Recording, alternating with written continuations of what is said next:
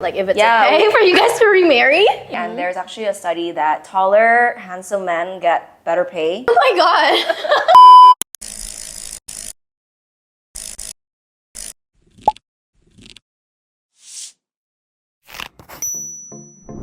Hi guys, welcome back to my YouTube channel. So here we have Jasmine. Oh my gosh. I can't believe we finally doing this. I feel so young already, you guys. Even though kita sebenarnya umurnya nggak jauh banget sih. Nggak jauh nggak sih? Cuman like 4 4 tahun. years? Yeah. That's not a lot. But just look at how we look right now. No, and plus the way like you dress and the way you style yourself, it really doesn't look like you're 4 years older than me. I literally look pass as like someone my age. Okay, amen to that. But anyway, this is the Tiga podcast. So it stands for Tita and Gaius. But today, my co-host, he's off playing golf. And I know that you play a little bit of golf too. Yeah. It's so difficult. Yeah, it is. It's so frustrating. Oh my god. Yeah, but today it's just a girl talk day. We have so many interesting topics for you guys. Yep. So let's just give them a little spoiler. Okay. So that they'll watch from beginning to end. Okay. So that I'll get AdSense, yeah. Make sure they say the whole way through. Yeah. Okay. Okay, why don't you read the topic? We'll be talking about finding a rich partner. Number 2, we'll be talking about chronic illness or family problems. Is it morally right to leave him? Number 3 would be talking about prettiness in girls. So I imagine we'd be talking about pretty privilege and all, and like if it matters and how much society takes significance into. I mean, like how much a girl's beauty matters in society. And then life as an influencer. This is for like the younger audience who are very curious on what it's like, just so that, and if you're considering of being one too, so that you know what's coming. And then lastly, we'll be talking about, does it get easier after marriage? Obviously, I'm not married, so this is a question especially for Chititan, because we all want to know, what's life like after marriage? Like, okay, we will keep the spoilers hidden and let's jump to our first topic. Okay. So first, is finding a rich partner necessary? Why don't you start? Okay. I'm married, so I can share a little bit about that later.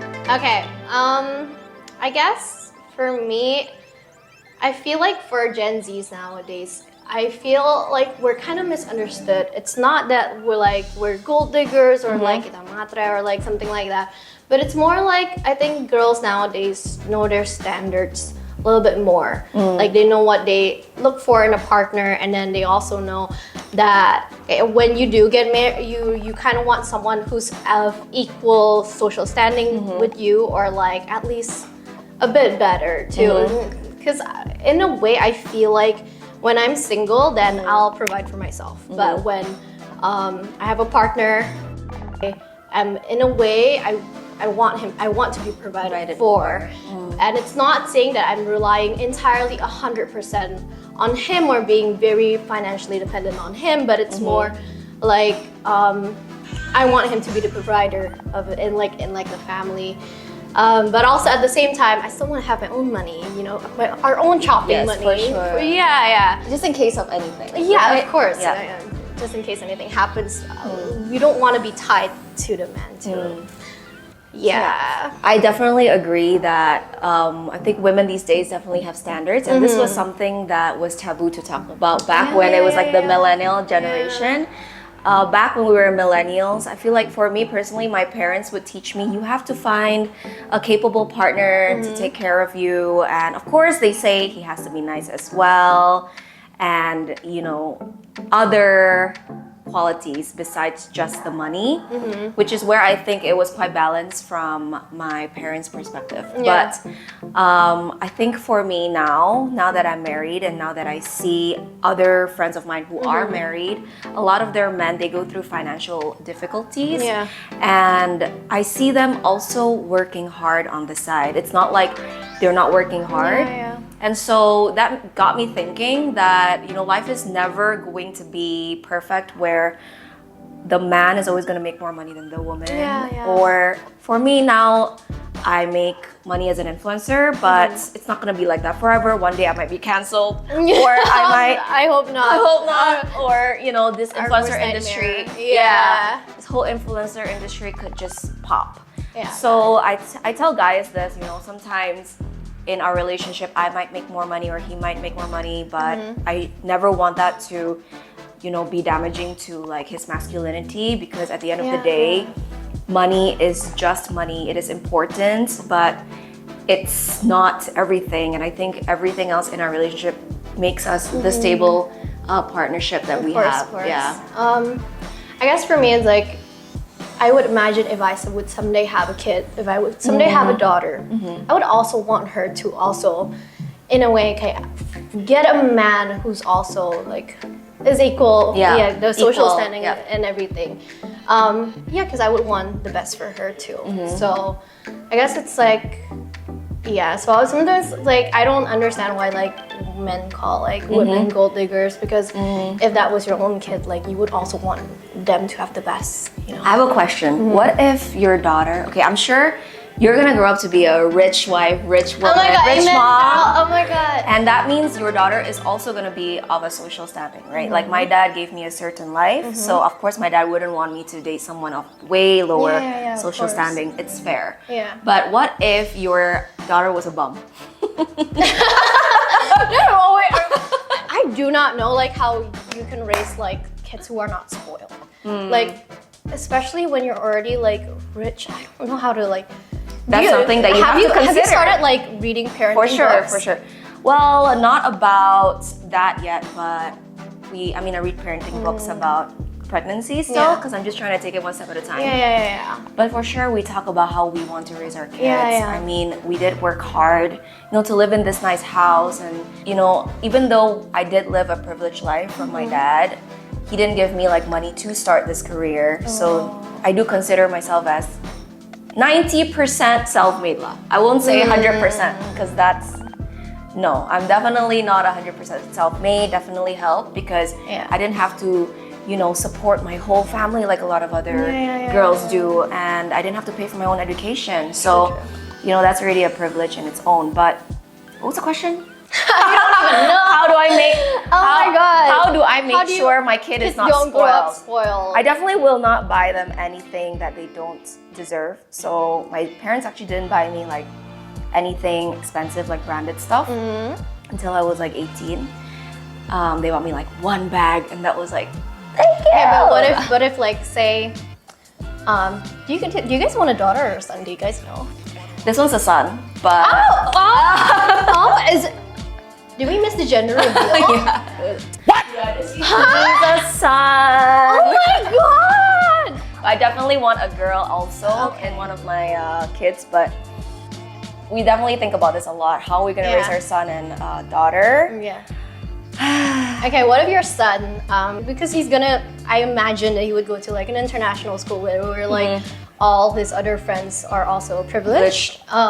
So what if like he's like, oh, mom, all the other kids have like the shoe, or like all the other kids like their parents let them drive like their supercars or something like that. Like how would you go about with that? That's a very interesting question, because me growing up around families who are more wealthy than my family, I always felt like the more average kid in school, which is ridiculous, because now that I'm out of that bubble and I'm in the working world, I realize how actually privileged I were. So I grew up fine, and actually that made me more ambitious to make my own money, buy my own things, And I'm actually very thankful that my parents never spoiled me. I think raised you right then. Oh, because thank you. Oh my god, you're here girl bossing. Wow. So I will say, son, suck it up. Buy your own car. I'm not gonna buy you a supercar. We were talking the other day. We were like, I can't imagine if you have a son, and then once he reached the age where like he has a girlfriend, and then what if like he spoils his girlfriend with like his parents' money? Yeah. Oh my god. It's difficult to answer. I will give him the allowance that I think is fair for his friend group. Because I don't want them to watch XX eat terus kayak dia nggak bisa. Dia harus kayak ya kan. So I'll give him the allowance that I think is fair, and he has to save that own money to treat his girlfriend if he wants to. But because I think that I would not want my boyfriend, so Gaius didn't pay for my every meal when we were dating. We just split 50-50 because I didn't want to use his parents' money. It just felt weird. But you know, sometimes it's anniversary, Valentine's, if he wants to treat me, ya udah itu dari his own on money. like special dates. Yeah. Jadi beda lah, beda keluarga, beda ini. Depends how wealthy, I guess. Yeah. So back to that question, what if your daughter is a bum? Would you let your daughter date down? Or I don't think so. I think still, I don't know. I haven't thought that far yet, but then I would just let her be a housewife, I guess. Because maybe the girl bossing life is just not for everyone, and like, yaudah lah mau gimana. I feel like even like, no matter how wealthy we're gonna be, I feel like it's very unrealistic that like the wealth is gonna go like generations down the line, because I feel like someone's gonna fuck it up. And one of our like cucu or like she's young, you're gonna be like a spoiled brat and like just like blow all of our money. It's like, oh my god, I don't believe in like 7th generation wealth. Everyone has to work hard for themselves. Yeah, wow. Okay, next topic, Jazz. What if you meet someone with a chronic illness or with family problems? Is it morally right to leave him? So let's talk illness first. So partner, you mean marriage kan? Or let's say someone you baru ketemu, terus kayak on a 4th date he tells you, I have. Okay, 4th date is a bit kayak terlalu soon sih ya. Kayak it'd be pretty scary to hear like misalnya like 4th date and then this guy's really cute and like he's your type and then he's like, oh Jazz, I have cancer. I'm like, what? No! But like, I'm thinking if it's marriage, then I feel like with the marriage vow, like in sickness and in health, I would say. You would stay? Stay with someone. Yeah. Have you guys talked about it if like that were to happen? So I actually dated a guy and he had diabetes and he told me around like 6th or 7th date. But I wasn't in love with him yet, obviously. Of course, me being, I don't know, a teenager, I was like, no, it's okay. Everything in life is perfect. Rainbows, butterfly. But now as an adult, I think about it, and you do have to be more picky in the beginning of the relationship. Unless kayak kalau partnernya udah pacaran lama, a year or 2, you already love the guy, he gets diabetes, then okay, let's continue dating. Yeah, that's true. Or even cancer, let's continue dating. But if it's just the beginning stages, I think it's morally right. But of course, it's up to the person, It depends also the family background. Like if I was okay, like if my parents had diabetes and I know how to deal with that, and my parents were okay with the whole situation, and I really like the guy. It's so like depending on a lot of things. Tapi pas banget aja, I wasn't really that into him. It wasn't why we like broke up. But I just wasn't that into him. So pas banget aja, he also had an illness. Oh wow. And then that also, his illness is type A, which I believe is the one that's genetic, and then type B is the one yang you dapat dari kayak makanan and stuff. Right. Jadi kayak you have to think about your future generation. Yeah, because like if your kids would have it juga, it's very sad. Yeah. Oh no. Oh my god. But have you guys? Okay. What about remarrying after, like in case one of you passes away before the other? Have you guys talked about it? Like if it's okay for you guys to remarry? You know how like women ask men like, what if I was a worm? Would you still love me? So it's like the same topic of conversation. Like, what if I died, babe? Would you remarry? No. I'm loyal to you forever. I'm like, makasih. So I don't know, cannot answer that. Depends on a lot of things. Obviously now I love him so much, cannot imagine anyone else. But if I had children and they need a father figure and I'm still young and hot, I can't say. There's another hot single father. Do you want me to be miserable forever? He says that he's totally fine with me remarrying. Okay. But then when he asked me, I'm like, I don't know. I'll think about it. Think about it. And when the time comes, we'll talk about it. What about you? Would you be? I think I'll be fine. Yeah. Because although, like I said, I don't want him to be miserable. I want him to be happy, especially with someone that I love. So, but I do want him to give it like a buffer period. Like I don't want him to move on right away. Like how dare you? What's a buffer period? The buffer period would be like 2 years. Yeah, 2 years sounds fair. Yeah. If you really have to go on a date, one year. But 1 year is too fast. oh yeah. 1 year, bednya masih warm. Oh no, like your clothes aja masih Iya, still in the masih ada. closet gitu. Kayak belum semuanya packed yet. Oh no. 2 years lah ya. Yeah. Okay. No, but we're not gonna die though. No, but like because I'm thinking like I'd be devastated if like the person that I love dies first, right? Yeah. So I would want to die first so that like he would have to deal with that. Yeah, that's why it's like now on TikTok there's this quote that's like, you know you're in love when your biggest fear is not the other person cheating, but the other person dying. Oh. Yeah. Although I'm scared of both, but for me it's more the dying part because every single second is like so valuable and I cannot imagine sih. Even those like kakek nenek videos yang kayak neneknya udah meninggal terus kayak the grandpa brings the urn everywhere di cafe, I always cry. I always show Gaius too. You need to appreciate me more. How about like your the people that you're like your friends right now? Like are they what phase of life are they in right now? Are they like still in the marrying phase? Like are you still attending a lot of weddings or Not really. So maybe out of my big group of like social network, maybe only like 5 or 6 married couples. Oh, So that's not that surprising. many. Yeah, I'm 29, but my friends are mostly like 28 because I had to repeat a grade moving back from Singapore. Okay. So yeah, not that Oh, many actually. I think wow. it's the modern times. What about you? I'm actually very surprised because I thought like they'd be like pressured by either like their family or their telling them that they need to get married. But no, yeah, a lot of people my age were still single and Are like still really? yeah, and then the men that are left in the market, it's just oh my god, horrible. Really? But you're Yeah. taken, right? I'm taken, Yeah. but Oh my like God. this is from all of my girlfriends, and then they were telling me that it's just horrible right now. Like Really? it's How, like, dead. Like what's bad about it? You go on a dating app, it's Yeah. no longer like it used to be fun. It used to be like oh, it's kind of cute. It's like maybe out of like 10 people that you swipe, like 5, Wait, at least 5 is okay. hot.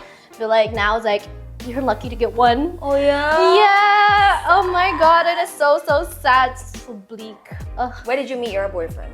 On a dating app. Oh, okay. Yeah. So you got the one guy. I got lucky there. So, but yeah, apparently it's that bad that people my age are now dating bules. It's Really? a trend now because like So they have to go into different communities now. yeah, they in dating apps you can actually like switch your location. So Yep. and that's why they're looking for like Caucasians or like Singaporeans at least Okay. because like the ones here are sad. That's interesting because actually 2 of my best friends, one of them's dating a guy from KL. Yeah. Because she changed her location to Singapore. Yeah. And then the other is dating someone from Bali. Ooh. But they're both, Bali as happy. in Indonesian or like Cindo sih, Cindo. Cindo. Tapi ya harus ke Bali gitu. Kalau di Jakarta Yeah. udah abis gitu. udah habis. Yeah.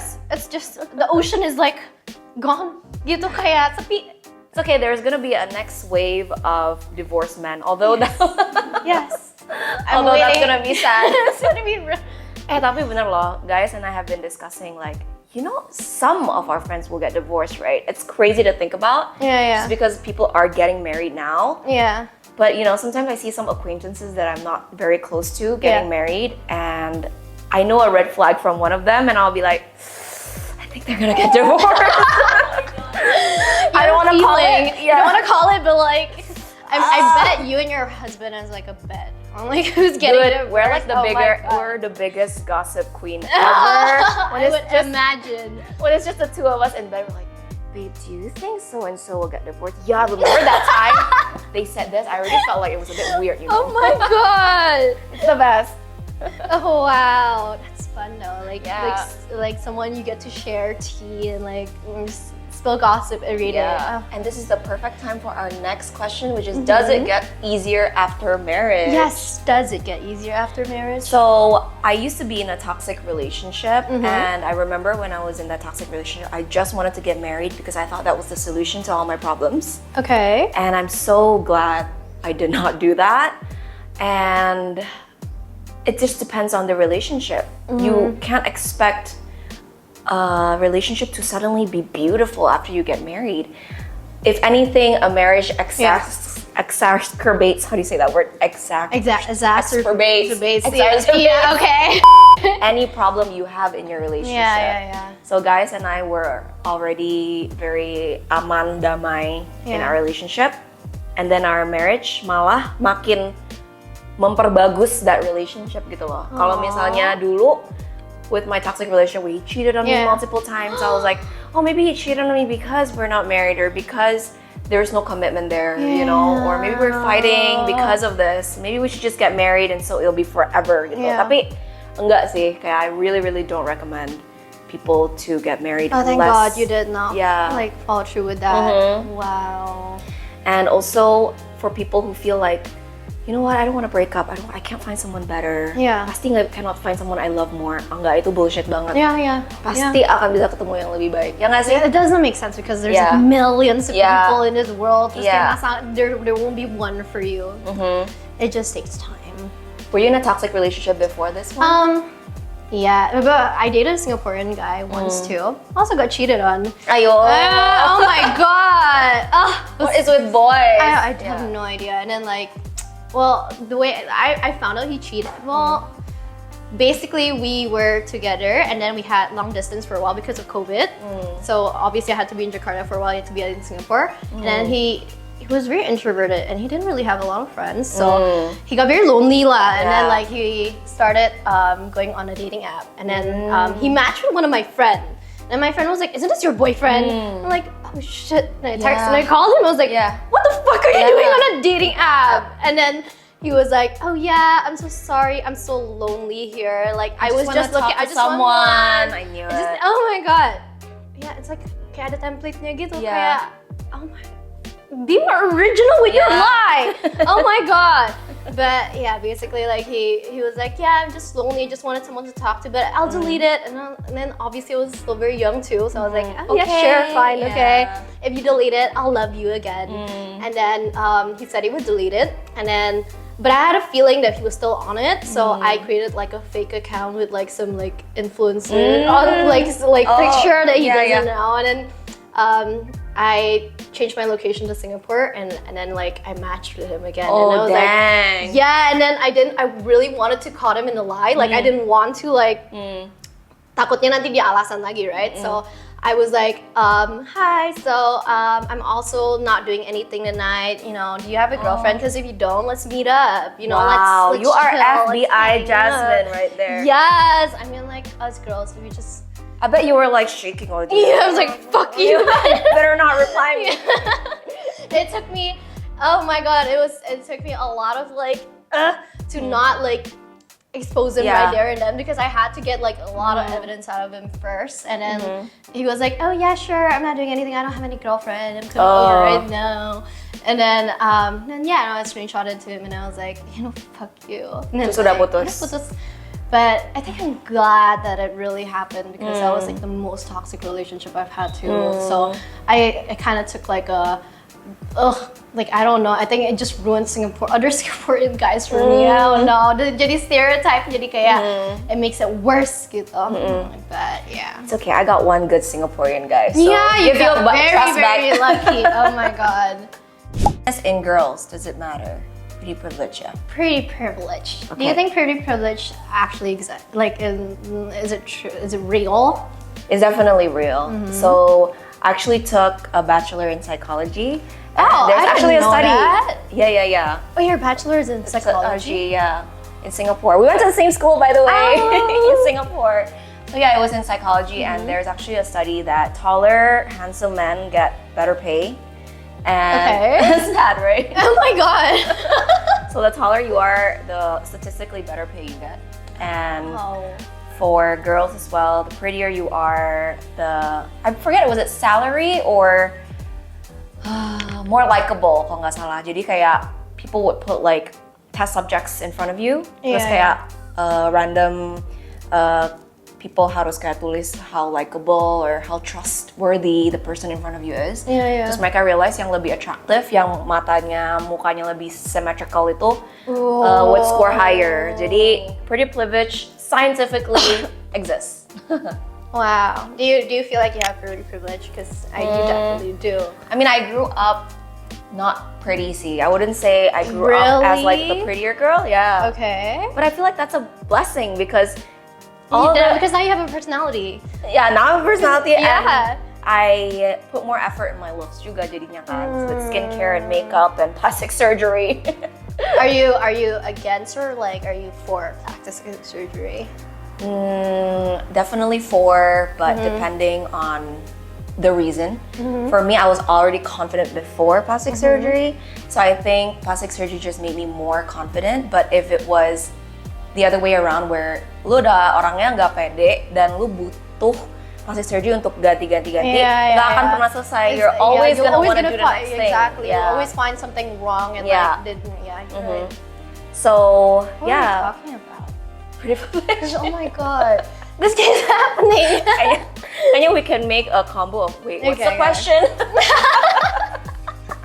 What were we talking about again? What about you? Do you think pretty privilege exists? It definitely does exist. I think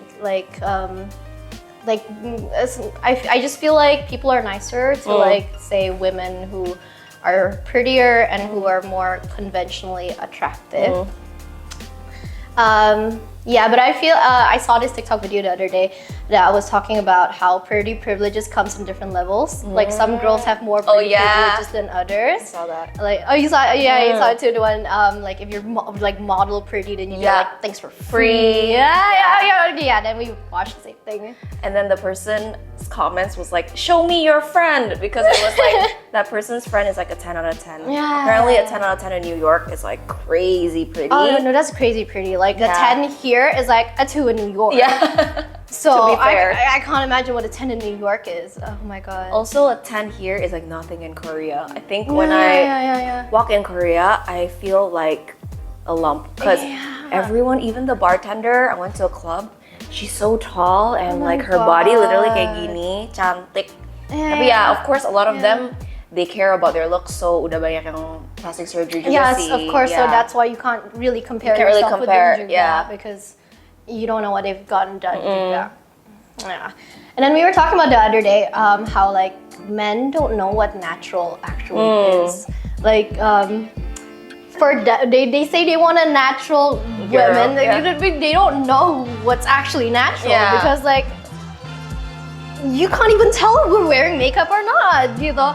And then like there's this like talking the girl asked the guy like, what do you mean natural? Like which celebrity do you think is a natural? Then he was like, I don't know, someone like Kendall Jenner. Dude. Oh my god, dude, buddy, I have bad news for you. But yeah. I think what they mean by natural is just falsiesnya yang nggak terlalu thick. Terus kayak badannya yang nggak terlalu dibuat-buat. So like Kendall Jenner in there. Yeah, I mean, if we did plastic surgery, you would not be would able to tell. Yeah. So when I don't use makeup, I remember my architect one day he asked me like, "Oh, Titan hari ini capek banget." I'm like, enggak kok, nggak pakai concealer aja gitu loh. So no, that's my real natural. Yeah. So I have a follow-up question.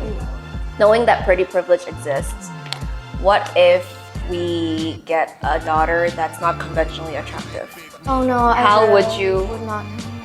Yeah, that's something I ask myself a lot because my mom always told me I was pretty, so she never made me feel like I wasn't pretty. Yeah.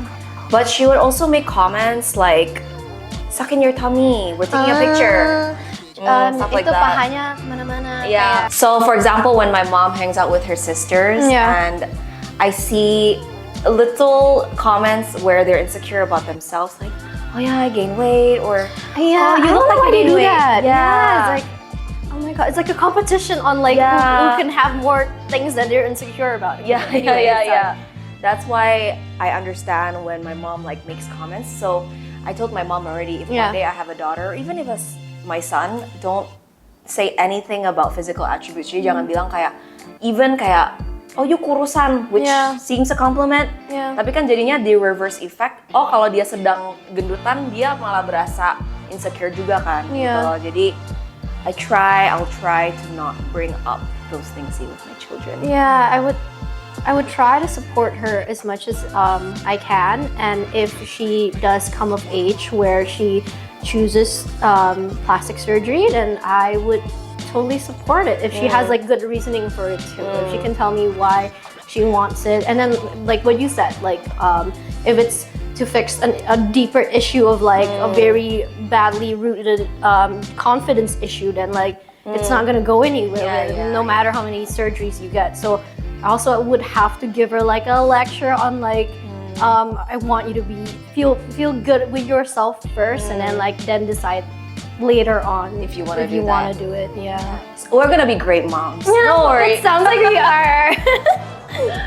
So how is living life as an influencer? You've been doing content since beginning of COVID. Girl, you've been doing it for like years. I've only been doing it for like a year. You feel like what are you, like 10? Has it been 10 years already? How old am I? I started when I was about 20, 21. Wow. So about 8 to 9 years. Yeah. So I started on Instagram, very different than I guess the new generation. A lot of people start on TikTok nowadays.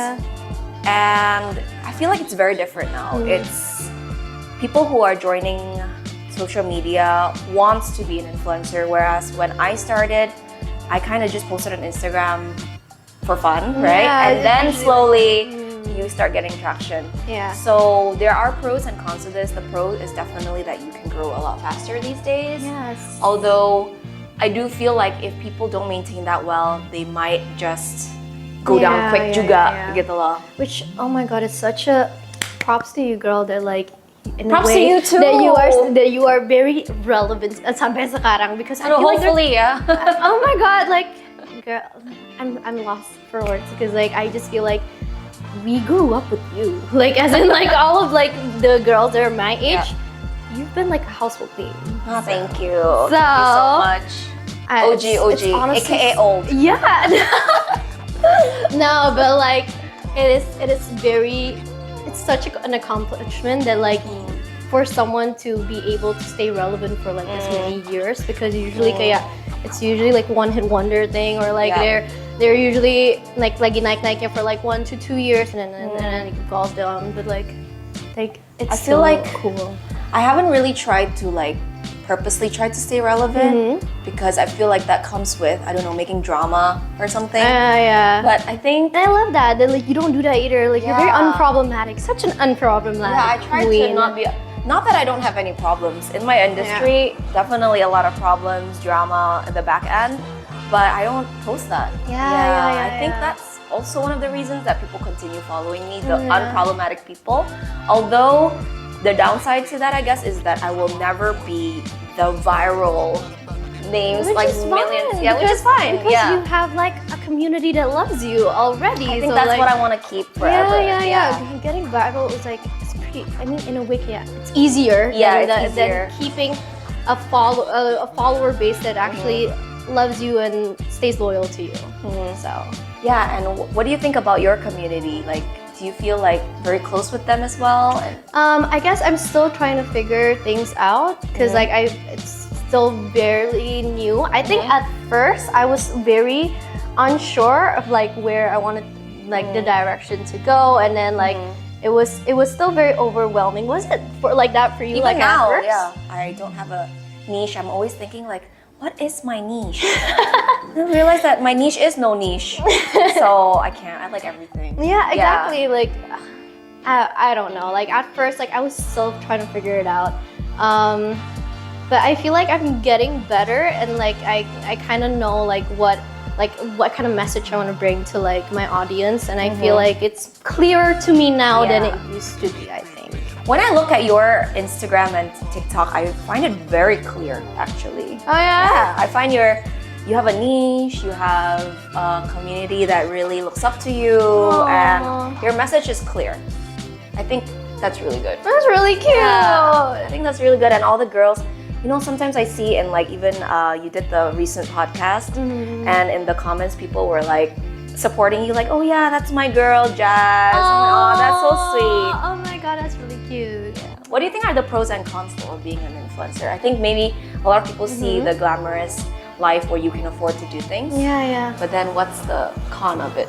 I think the con part is like I feel it was overwhelming for a while that like suddenly my life is very out here in the open. Like it was hard at first managing on like what I want to share on social media and what personal things that I want to keep to myself too, because I think that's very important. I obviously like I don't want to overshare either on social media, so it was finding that balance between, you know, what I do want to share and like what I want to keep to myself. That was hard at first, like yeah, because I feel like there's always people watching now. Like it's my life's pretty public, so you're more cautious about what you say, what you do, what you post, and I think that's the part that's kind of that I'm still getting used to.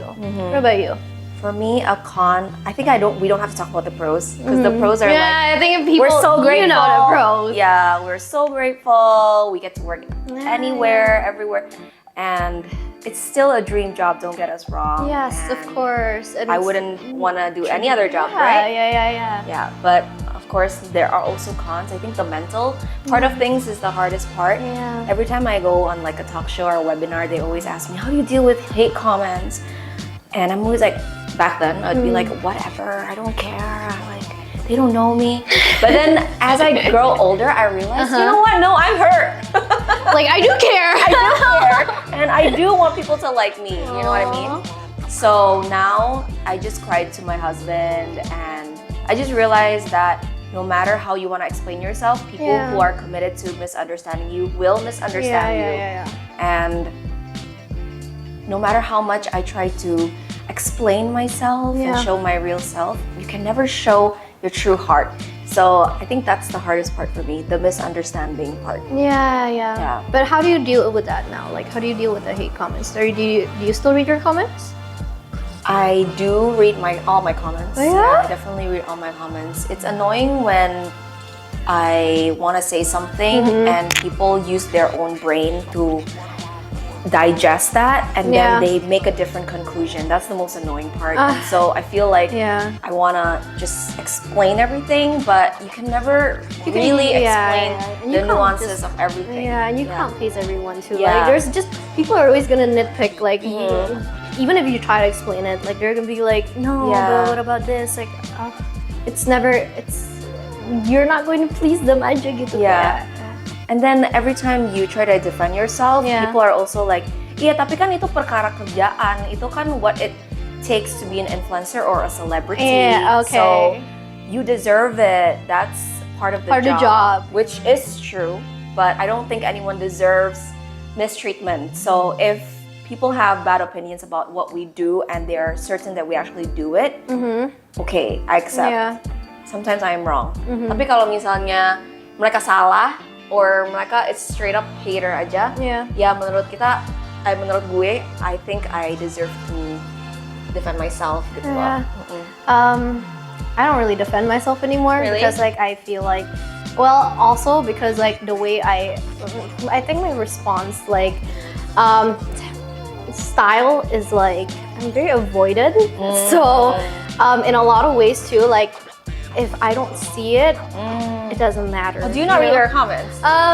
I try not to, because that's why I have my team like reading my comments, so that like they can filter it out for me and tell me, you know, what I need improving on, or like what I'm doing good at. But like I don't read it myself because I'm trying not to. Like so that in a way I only know what's happening, what's going on from, you know, my team, from like my friends, from people who actually matters to me.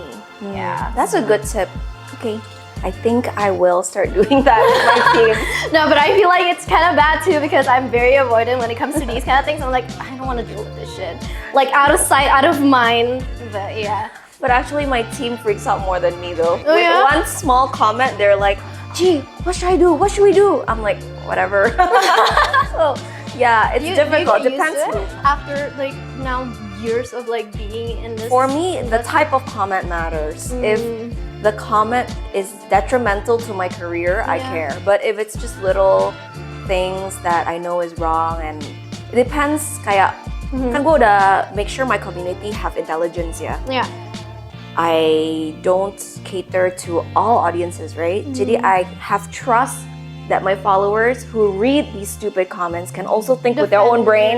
Kayak enggak, ini bego gitu loh. Jadi gak semuanya harus kita defend juga gitu. Dan walau nggak semua followers itu outspoken, like they're not gonna defend you publicly, but at least in their brain they're like, no, Cicitan is not like that. Kayak gitu sih.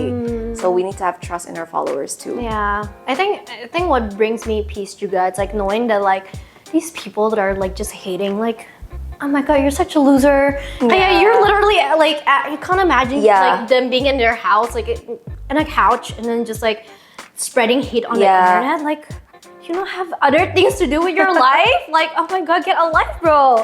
And then here I am in my beautiful house, like with my AC blowing. Oh my god. Yeah, exactly. I feel good about that. Exactly.